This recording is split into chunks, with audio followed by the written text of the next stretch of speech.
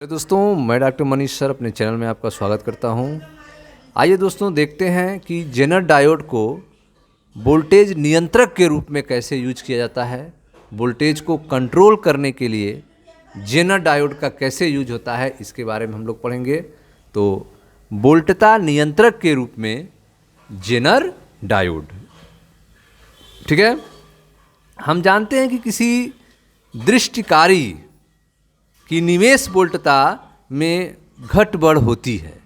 जो DC current होता है, दृष्टिकारी होता है, उसके निवेश वोल्टता में घट बढ़ होती है, तो उसकी दृष्टिकृत वोल्टता भी घट बढ़ होती है।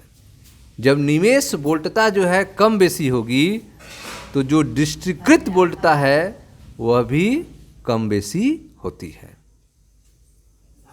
ठीक है। वोल्टेज जो है, जो आ रहा है वोल्टेज, अगर वह फ्लैक्चुएट हो रहा है तो निर्गत वोल्टता भी फ्लैक्चुएट होगी। कैसे इसको कंट्रोल करेंगे? तो किसी दृष्टिकारी की निवेश वोल्टता में घट बढ़ होती है, तो उसकी दृष्टिकृत वोल्टता में भी घट बढ़ होती है।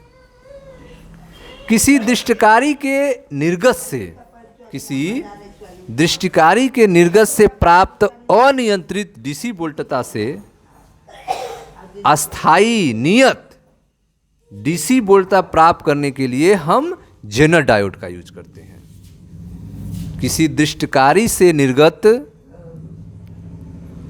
किसी दृष्टिकारी के निर्गत से प्राप्त अनियंत्रित डीसी वोल्टता से अस्थाई नियत डीसी वोल्टता प्राप्त करने के लिए हम जेनर डायोड का यूज करते हैं।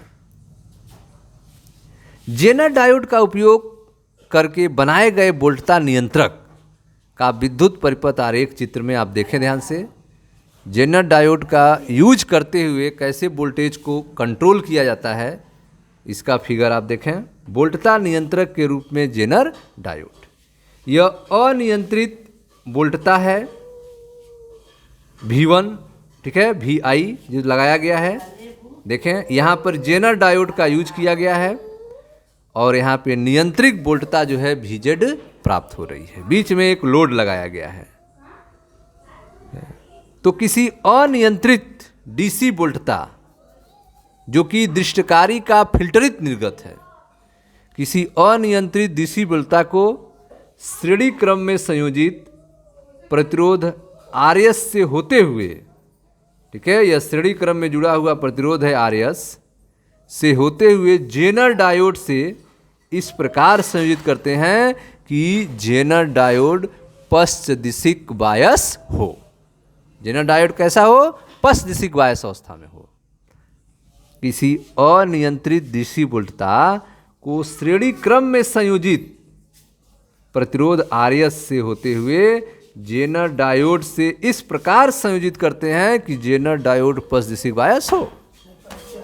यदि निवेशित वोल्टता में वृद्धि होती है तो RS तथा जेनर डायोड में प्रवाहित विद्युत धारा में भी वृद्धि हो जाती है।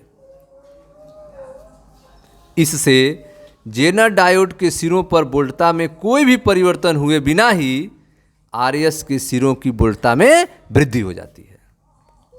यदि निवेशी वोल्टता में वृद्धि होती है तो RS तथा जेनर डायोड में प्रवाहित विद्युत धारा में भी वृद्धि हो जाती है।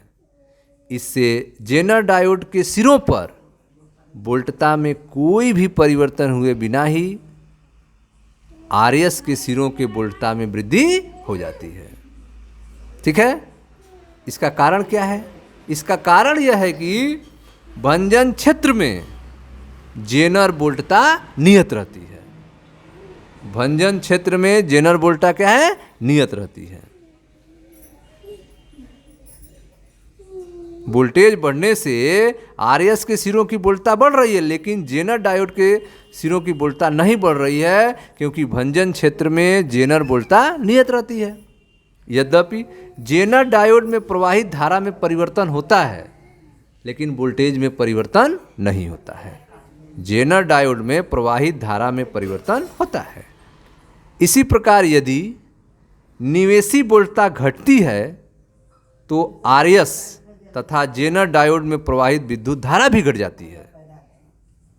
जेनर डायोड के सिरों पर वोल्टता में कोई परिवर्तन हुए बिना आरएस के सिरों पर विभवपात घट जाता है।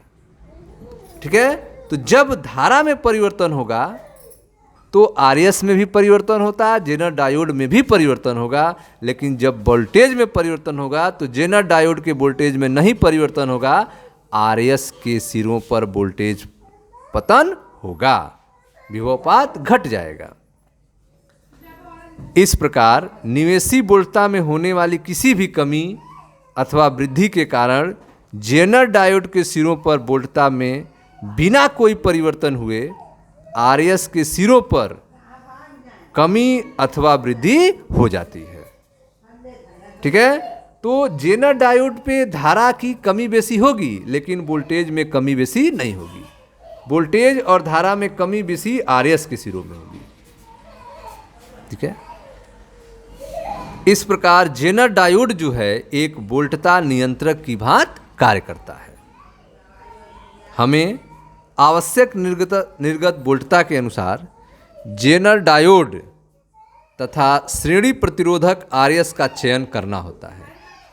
हमें वोल्टेज को कितना कंट्रोल करना है, निर्गत वोल्टता के अनुसार जेनर डायोड और श्रेणी प्रतिरोधक आरएस का चयन करना होता है।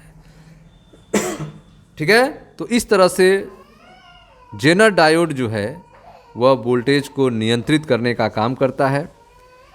धारा में अगर बढ़ रही है तो धारा जेनर डायोड के सिरों पर और आरएस के सिरों पर दोनों में बढ़ेगी।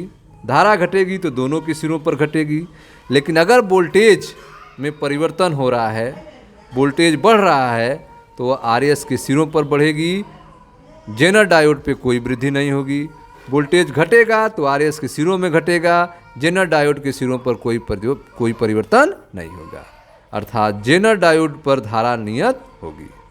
कितना जो है वोल्टेज नियत होगी, वोल्टेज को कितना कंट्रोल करना है, यह जेनर डायोड तथा श्रेणी प्रतिरोधक आरएस का चयन करना होता है। ठीक है, तो यह था आपका वोल्टता नियंत्रक के रूप में जेनर डायोड।